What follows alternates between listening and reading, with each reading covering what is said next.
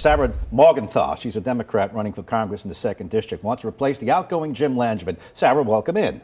Thank you, Gene. Thanks for having me. Nice to have you. Yeah. You know what? Let's get the tough stuff out of the way. Now, you know this is coming. New York Times, carpetbaggers raise an age-old question, do voters really care? New York Times is suggesting you're a carpetbagger to Rhode Island, that you don't really live here, you vacationed here, but beyond that, is Rhode Island an easy mark? That's what the Kennedys think sometimes, right? I've been here for 40 years. My family's been here for 40 years in the same house. Many folks know that my mother ran for this seat in 1988. Right. My brother Ben and I ran her campaign. My husband Carl and I got married in our backyard in Saunderstown. And I have public service has been a part of who I am. It's a part of who my family is. Giving back to the community, to the country, like so many Rhode Islanders. Right. Which is why I went to Washington to serve my country in 2 administrations. I worked in the Obama administration, helping to run the Peace Corps, working on food insecurity, something that Rhode Islanders, 1 in 6 Rhode Islanders are struggling with food insecurity today. Working on health security. This was before the Ebola, before the pandemic, something that we are reeling from and just starting to come out of. And then I went to Homeland Security. I was the first woman to head the private sector office. I worked on cybersecurity, domestic terrorism, things, again, that we understand even better today in 2022. And then most recently, I headed up U.S. travel and tourism at the Department of Commerce. Right. So, well, listen, you have an impressive resume. You're also an Ivy League lawyer. I read that, too. But all of those things you just listed, you did that outside of Rhode Island. You were living elsewhere. Now, you know the old rap is you vacationed here. Listen, I go to Florida a lot, but I'm not a Floridian. Now, if you're going to bristle at that, you know it's coming. And Rhode Islanders can be tough on people who aren't native Rhode Islanders. Takes a while to warm up. So you want to hit that head on? Rhode Islanders have been incredible to me. And I think, what I'm hearing when I go from town to town, whether it's Block Island, Exeter, a woman just called me the other day from Cranston, a young mother, to say that she was moved by the fact that I was running because of Roe v. Wade being overturned and being sick and tired of it. Rhode Islanders are struggling. Everything is really expensive. Inflation is high, and it's difficult. And Washington is difficult. And I think we need somebody who is willing to go to Washington, has the relationships, has worked across multiple sectors to bring back good things for folks here. We need to really fight for Rhode Islanders. Gene, we're losing seniority with Jim Langevin. We only have 2 Congress people. We almost lost one, as you know, with the recent census. And I think we need someone who on day one has the experience to deliver for Rhode Islanders. The other thing too that I say is that we haven't ever had a Democratic woman.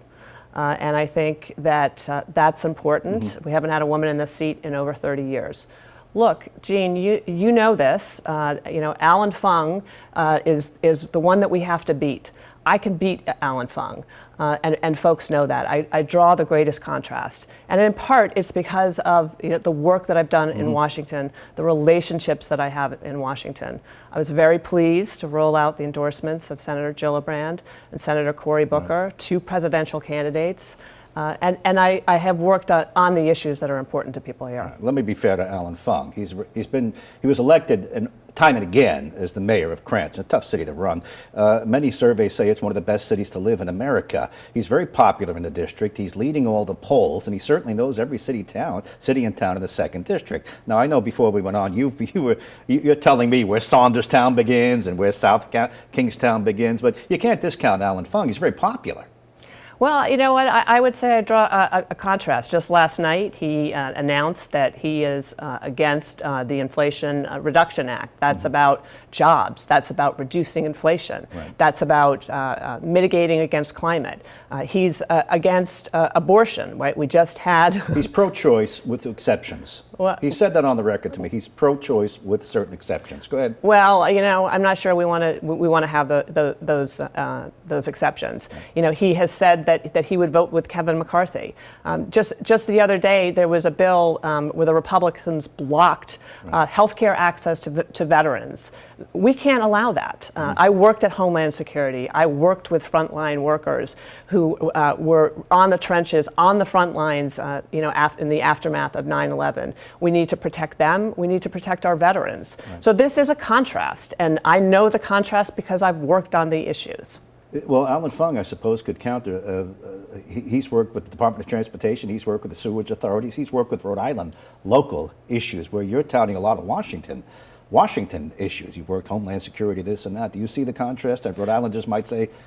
I do see the contrast. I think that my job as your Congresswoman is to get federal resources, is to go to Washington and bring great things back to folks here who are struggling, for our communities, for our families, for our children, for our grandchildren.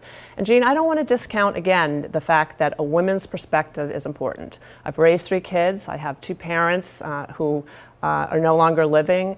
I have struggled, like so many Rhode Islanders, in balancing work and family, older care, navigating their healthcare system. I've gone through brick walls for my children. I have gone through brick walls for my parents to navigate the healthcare system, and I will go through brick walls to bring back things for Rhode Islanders for this great state. Let's do a little lightning round. Our time is limited. Do you believe we're in a recession right now? Are we in a recession? I think we are dealing with soaring inflation. We are dealing with supply chain issues. We saw that rear its ugly head during the pandemic. I was very pleased that finally the semiconductor chips legislation is on the president's desk. I think that will provide some relief. We need to make sure that we are investing here in this country and Sarah, manufacturing the country. I've asked you a pretty direct question. Are we in a recession? We have 2 consecutive quarters with down numbers. This is debate as to whether or not we're going to redefine. Are we in a recession? That's a simple yes or no. I don't think we're in a recession, okay. but I think we're dealing with, and this is what I hear, and this is what I know, and this is what you know too, Jean, which is that everything is too damn expensive. Gas prices are too high. Right. It's expensive for people to go to their jobs, to take vacations. I shudder to think what it's going to be like for folks to heat their homes in the winter. Supply chain issues. We've got workforce shortage issues, and these are hurting our small businesses, and that's a problem. And we need to make sure that we've got the right person, the right woman in Washington fighting for folks here. Do you think the Biden administration gave out too much free money and overheated the economy, like as Larry Summers, former Treasury Secretary under Obama, has said, and that this additional spending is just going to make it worse? You brought that up with Alan Fung. Too much money, too fast, overheated the economy. That's why we have inflation. Do you buy into that theory? I think President Biden was dealt a pretty difficult hand. Remember, we were in the middle of the pandemic. I ran travel and tourism at the Department of Commerce. And as you know, all international travel, because of the pandemic, was completely shut down. That's about $1 trillion coming into the economy. $7 billion coming into Rhode Island, a really important sector here. I think that he provided a lifeline, some stimulus to folks that kept the economy going, and frankly, that kept a lot of people here in Rhode Island going, and that was important. Let me ask the question again, narrowly. It's a specific question. Do you think he overheated the economy? Larry Summers says that's why we have high inflation. Too much money thrown out too soon. That's a yes or no answer as well. I think we needed that stimulus. I think we needed a lifeline for folks who were struggling. It was really, really difficult during those years. I know what that was like. People lost jobs, lost loved ones. We're dealing with young kids, working virtually. We've got broadband access, which means not everybody was even able to work virtually, have their kids go to school virtually. These were difficult times, and I think what President Biden did during those years and getting us the vaccine was enormously important. Okay, I follow your thinking. You're disagreeing with Larry Summers. With just a minute left, you would vote for Nancy Pelosi to continue as Speaker? I would. And do you believe President Biden should run for re-election? 75% of your own party thinks otherwise. Do you think the president is up for re-election? I think he is, yeah. You would vote for him? I would. You would, all right. Well, thanks for coming in. We're just getting to know you, but I appreciate your coming in. We'll have you in again. Thank you, Jane. It's great to be here.